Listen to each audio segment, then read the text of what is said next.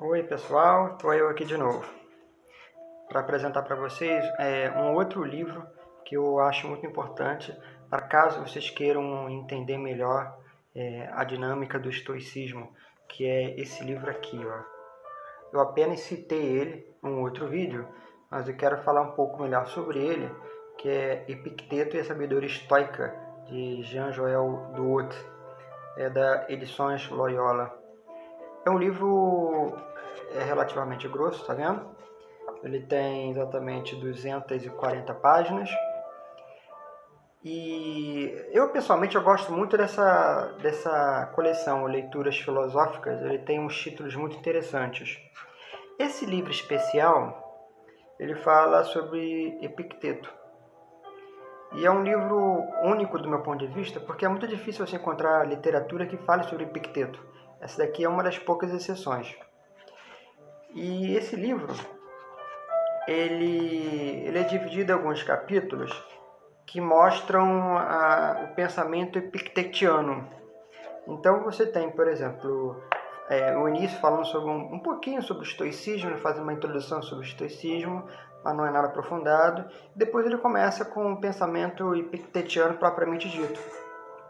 Começa falando sobre Deus, a noção de deuses e o mundo, deuses e o homem, o parentesco do homem com Deus, são todas ideias tratadas por Epicteto. O homem e a esfera do mundo, quer dizer, o desempenhar do próprio papel, ele vai, do ponto de vista de Epicteto, vai começar a fazer uma antropologia vinculada com uma teologia. Deus como fazendo parte o homem fazendo parte do próprio Deus, e esse Deus que habita dentro de si. É um pensamento de Epicteto. Ele vai falar também sobre a consciência, vida interior. Vida interior, aliás, é uma constante no estoicismo imperial. Então você vai encontrar isso em Epicteto, vai encontrar isso em Sêneca, vai encontrar isso em Marco Aurélio. E é interessante também esse livro porque ele vai começar a falar um pouquinho sobre Epicteto a partir do momento, por exemplo, em que ele é aluno ainda de Musônio Rufo. Musônio Rufo, um daqueles filósofos estoicos do período imperial, que quase não é lembrado, mas que é professor de Epicteto. E eu escrevi um texto sobre ele agora há pouco tempo lá no blog, lá no Portal Veritas. Dê uma olhada lá para conhecer um pouco sobre Musônio Rufo.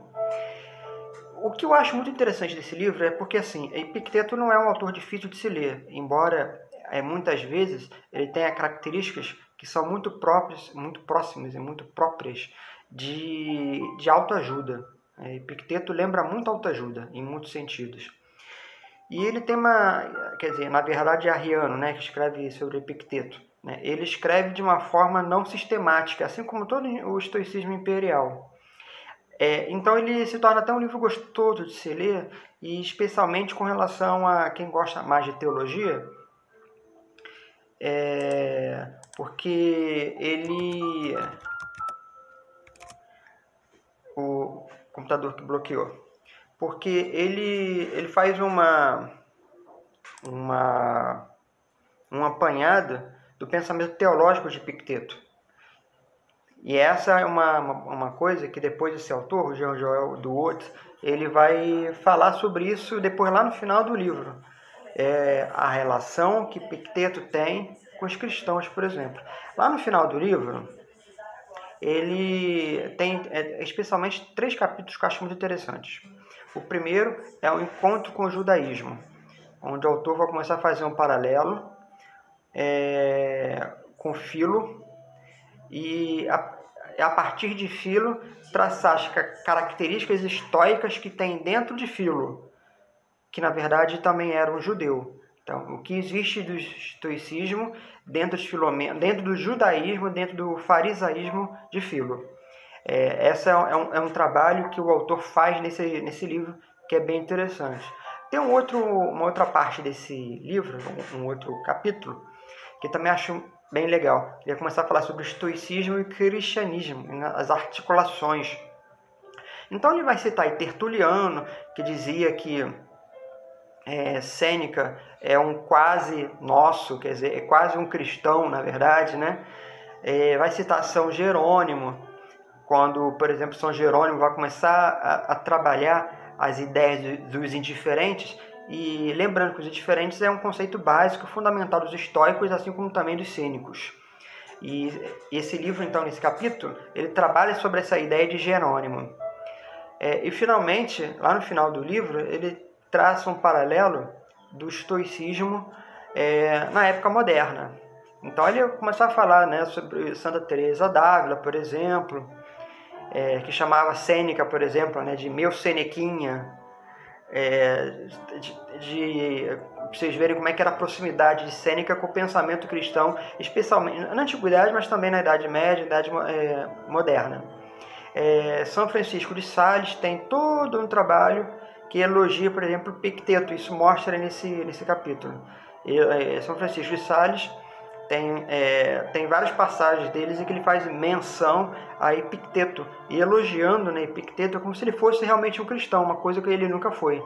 Na verdade, Epicteto ele tinha uma mesma perspectiva de Marco Aurélio, né, de achar que o cristão era, na verdade, um fraco, ou alguém que, na verdade, tentasse demonstrar alguma coisa que ele nunca foi.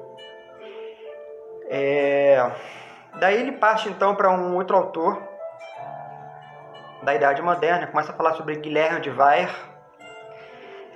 outro cristão também, e as articulações dele com o estoicismo, até que finalmente desemboca em Juste Lipsio, que é o estoico, o neo-estoico mais famoso lá da Idade Moderna, o grande nome de Juste Lipsio.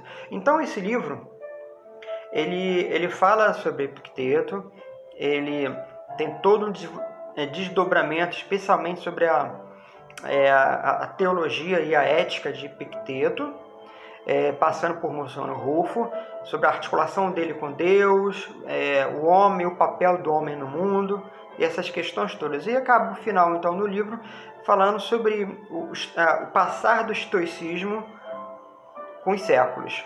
Então, é um livro que vale muito a pena ler, e especialmente para quem gosta de Epicteto, embora seja um autor do estoicismo imperial que seja pouco conhecido. Segue a sugestão, tá aí o livro, Epicteto e a Sabedoria Estoica. Fico por aqui, dê seus comentários sobre o vídeo aí embaixo, siga o nosso canal, visite o nosso blog Portal Veritas e a nossa página no Facebook. Nos vemos por aí.